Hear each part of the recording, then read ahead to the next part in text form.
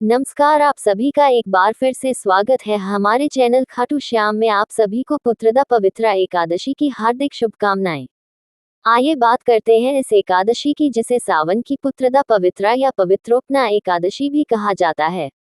एक समय की बात है, महाराज युधिष्ठिर ने भगवान श्री कृष्ण से पूछा, हे भगवान, आपने कामिका एकादशी का महत्व बताया, कृपा करके आप बताएं कि सावन शुक्ल एकादशी का क्या नाम है और इसको करने की क्या विधि है और इसमें किस देवता को पूजा जाता है।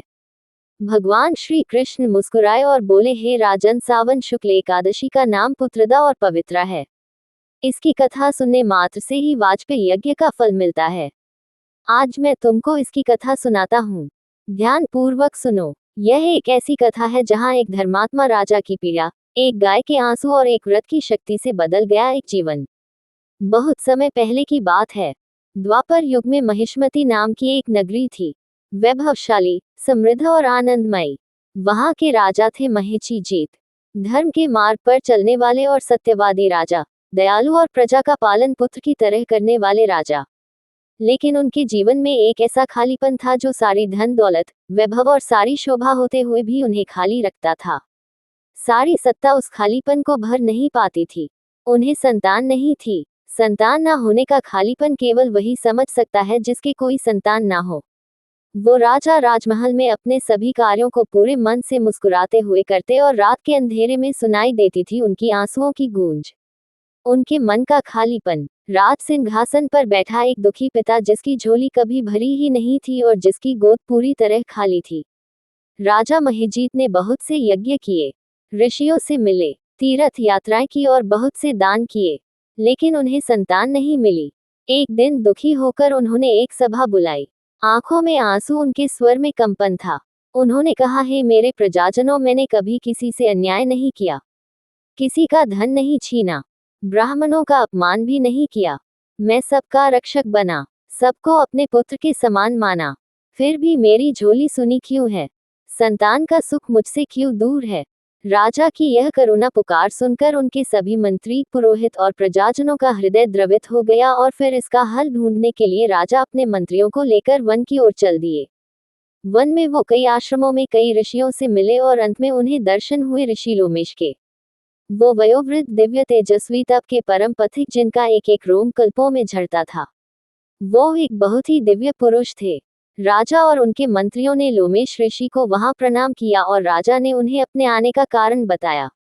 ऋषि ने उनकी पीड़ा को सुना और फिर उन ऋषि ने आंखें मूंदी, ध्यान लगाया और ऋषि बोले, राजा महाजीत, इस जन्म में तुम भले ही धर्मात्मा हो, परंतु पिछले जन्म में तुम एक निर्धन वैश्य हुआ करते थे। एक बार ज्येष्ठ माह की तपती दोपहर ही थी। 2 दिनों से भूखे प्यासे तुम एक जलाशय के पास पहुंचे। वहां पहले से एक प्यासी गाय जल पी रही थी, जिसने अभी अभी एक बच्चे को जन्म दिया था। लेकिन तुमने उसे वहां से हटाया और कहा, यहाँ से हटो, पहले मैं जल पीऊंगा, और स्वयं जल को पी लिया और उसे वहां से हटा दिया।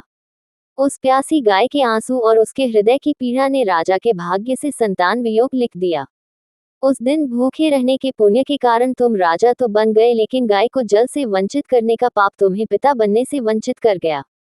राजा और उसके मंत्री यह सुनकर घबरा गए और फिर सब ने हाथ जोड़कर पूछा, हे ऋषिवर, कृपा करके कोई ऐसा उपाय बताएं जिससे राजा का ये पाप नष्ट हो जाए। ऋषि बोले, श्रावण शुक्ल पक्ष की एकादशी को पुत्रदा एकादशी कहते हैं। ये बहुत ही पवित्र एकादशी है। इस दिन भगवान विष्णु का व्रत करो, रात्रि में जागरण करो और द्वादशी को ब्राह्मणों को भोजन कराकर इसका पारण कर दो। इस व्रत का पुण्य राजा को संतान का सुख देगा और उनकी गोद भर जाएगी। राजा को इस बात को सुनकर बहुत संतोष हुआ। जब वो एकादशी आए, पूरी नगरी ने राजा के साथ उस व्रत को किया और रात को जागरण भी किया। भक्ति के गीतों से वो रात गूंज उठी और सुबह होते ही उस पुण्य का फल सभी ने राजा को अर्पित कर दिया। कुछ ही दिनों में रानी ने गर्भधारण किया और समय आने पर एक तेजस्वी, गुणवान, धर्मनिष्ठ पुत्र को उन्होंने जन्म दिया। राजा महिजीत की गोद अब सुनी नहीं रही। वो पुत्र उनके जीवन में प्रकाश और प्रजा की आशा बनकर आ गया। तो ये थी सावन पुत्रदा पवित्र एकादशी की व्रत कथा। इस कथा से हमें ये सीख मिलती है कि पशु मात्र का भी अपमान या अत्याचार हमें भवसागर में दुख देता है। पूर्व जन्म में पाप किए हुए इस जन्म में बाधाएं बनकर हमारे सामने आते हैं।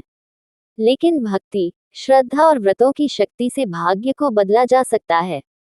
विशेष रूप से पुत्रदा एकादशी संतान की इच्छा रखने वालों के लिए एक वरदान है।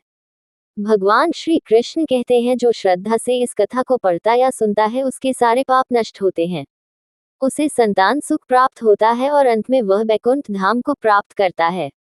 जिसने संतानों के लिए मन में पीड़ा जानी है, वो इस एकादशी की महिमा को जान पाएगा। तो यह थी आज की व्रत कथा। आपको ये कथा कैसी लगी कमेंट करके जरूर बताएं।